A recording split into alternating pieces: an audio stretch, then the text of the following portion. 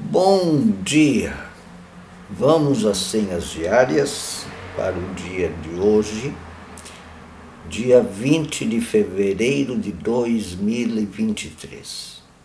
Uma segunda-feira.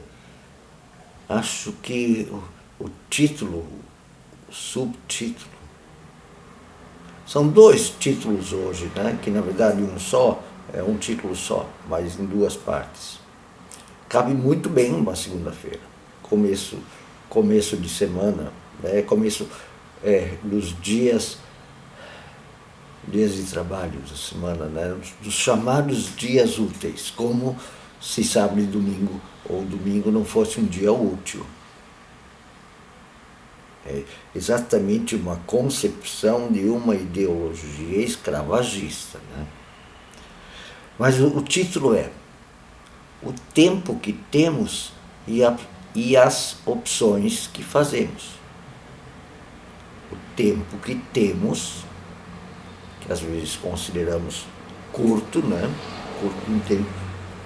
Nós vivemos muito pouco tempo, ou tem pouco tempo para fazer isso. E as opções que fazemos, já que temos esse tempo, o que optamos por fazer nesse tempo que temos? E o segundo título, mas o subtítulo, mas talvez o principal título, é a angústia e a grossura. Como temos pouco tempo, ou temos que aproveitar bem o tempo, então nós ficamos angustiados. Ficamos nervosos em fazer as coisas rápido, ansiosos por fazer as coisas do jeito que a gente quer, por conseguir alcançar o objetivo. E aí daí a gente atropela, vira um grosso. Eu assim acho terrível pessoas que estão sempre nervosas, porque tem que fazer rápido, tem que fazer logo. Eu sei que às vezes é necessário, às vezes tem que ser mesmo. Às vezes você está numa situação que você diz, não, agora nós temos que fazer isso aqui, e rápido, e do jeito certo. Sim, eu sou assim, em alguns momentos eu digo, não, agora tem que fazer, e rápido e certo. Mas não é sempre que é assim, não é na vida que é assim. Não, tem gente que é assim até quando sai para passear, para um piquenique, numa festa. E deve vir um grosso, tem que ser do jeito que eu quero. Ou vir uns tratores, né? Atropelam todo mundo. E aqueles que ficam angustiados, roendo as unhas. O tempo que temos e as opções que fazemos. Temos que ser angustiados, grossos, estúpidos, medrosos, ou atropelar o tempo que temos para chegar a que objetivos? O que nós queremos fazer do tempo que temos da nossa vida? Como indivíduos, como grupos, como sociedade. Não pode ser feito um planejamento de maneira humana,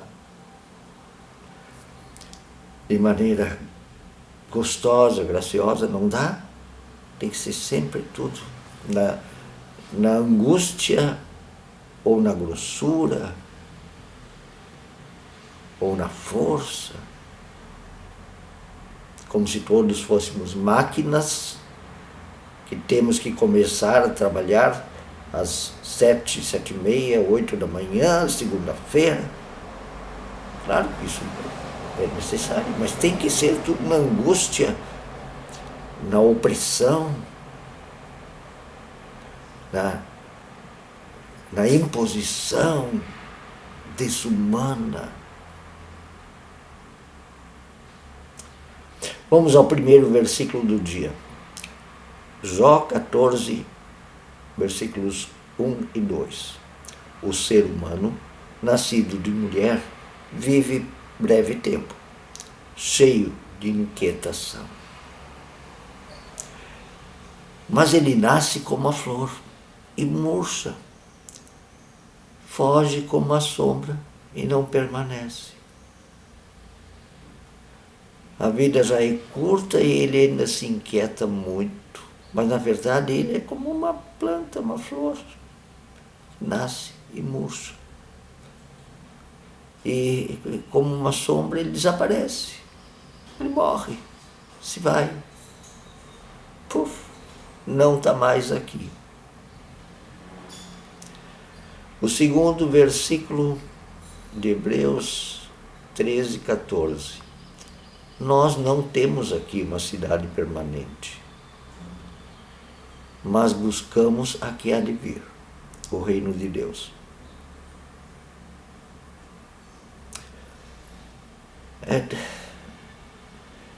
Quando ele se vai, quando ele murcha, morre e desaparece como uma sombra, quando aparece uma luz, ele leva alguma coisa, o seu carro bonito, a sua casa bonita, as suas roupas bonitas, com que ele se preocupa tanto com as suas riquezas.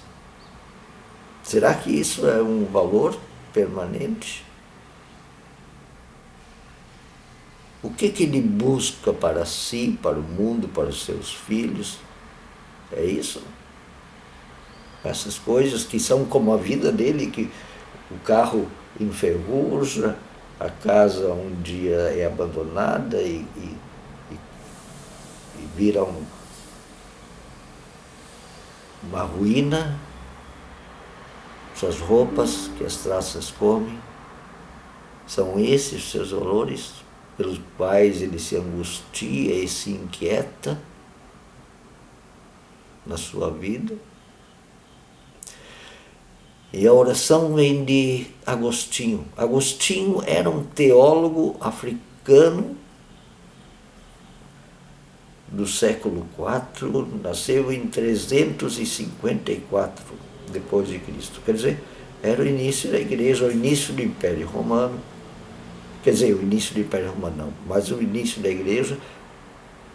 E ele morava na Argélia e o evangelho alcançou lá, a igreja tinha pregadores lá de muito tempo, tá?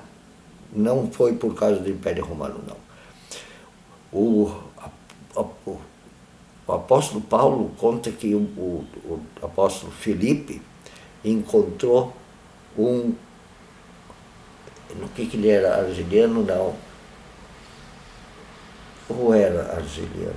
Tá, encontrou um africano e ensinou para ele sobre o evangelho. Lá nos textos do Novo Testamento, lá no ano 60, 70, 50,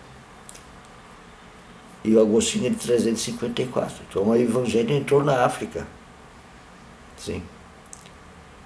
Agostinho negro. Lutero lia muito esse negro. E esse Agostinho, africano, teólogo, considerado santo da Igreja Católica, Apostólica Romana, ele escreveu: Tu, Senhor, zelas pelas obras que um dia iniciaste.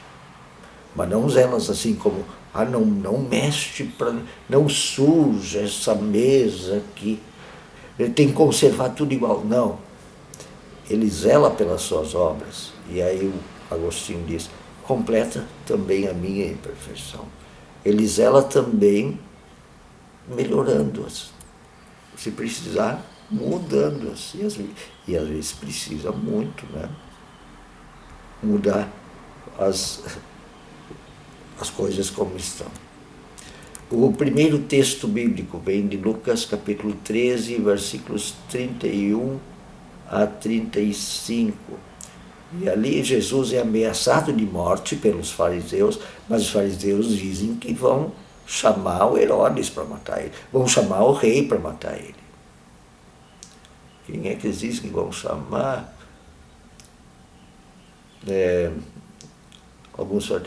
Bom, deixa eu ler o texto. Naquela mesma hora, Lucas 13, 31 a 35.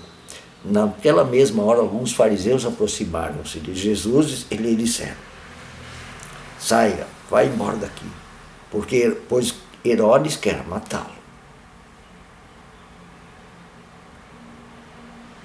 Na verdade, os fariseus estavam loucos para se livrar de Jesus, né? Jesus incomodava, eles queriam que ele se sumisse. Depois mataram ele.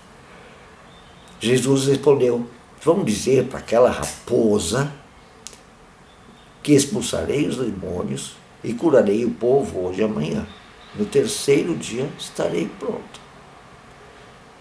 Ele já está falando sobre que ele já sabe que vai ser morto. Mas preciso prosseguir hoje e amanhã e depois de amanhã,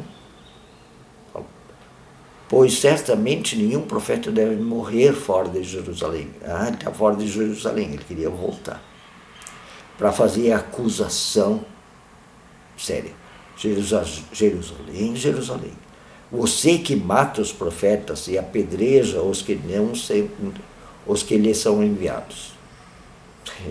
Israel, pecador, Jerusalém, pecadora, quantas vezes eu quis reunir os seus filhos como uma galinha reúne seus pintinhos debaixo das suas asas, mas você não quis. A Jerusalém das elites, eis que a sua casa ficará deserta. Eu digo a vocês que não me verão mais, até que um dia digam: bendito o que vem em nome de Jesus. Foi a frase dita pelos pobres de Jerusalém na Páscoa.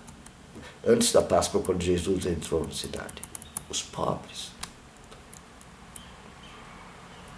Porque ele entrou montado num burrinho e como um pobre. Como um pobre. Não foi a Jerusalém das elites. A dos fariseus, dos escribas, dos sacerdotes. E a segundo texto é Romanos, capítulo 3, 1 a 8. E ali a discussão entre se um é melhor, o judeu, e o gentio é menos, essa discussão. Que vantagem há então? E aí os judeus acham que porque são melhores podem fazer qualquer coisa. Se acham melhores, né? Que vantagem há então em ser judeu? Ou que utilidade há em ser circuncidado? Sim, existe em todos os sentidos, principalmente porque os judeus receberam a palavra de Deus, a Torá, né? Que importa em alguns deles, se alguns deles são infiéis, a sua infidelidade anulará a fidelidade de Deus? De maneira nenhuma. Seja Deus verdadeiro e todo homem mentiroso, não anula. Como está escrito, de modo que são justas as palavras de Deus e prevalecem no seu julgamento. Mas se nossa injustiça ressalta de maneira ainda mais clara a justiça de Deus, que diremos? Que Deus é injusto por aplicar a sua ira e castigar os judeus? Claro que não. Se fosse assim, como Deus iria julgar o mundo? Alguém pode alegar ainda, se a minha mentira ressalta a veracidade de Deus, aumentando assim a sua glória, porque sou condenado? Porque sou condenado como pecador? Por que não dizer, como alguns caluniosos afirmam, façamos o mal para que nos venha o bem, o perdão de Deus? A condenação desses é merecida. O tempo que temos e as opções que fazemos. fazer o bem. Bom dia.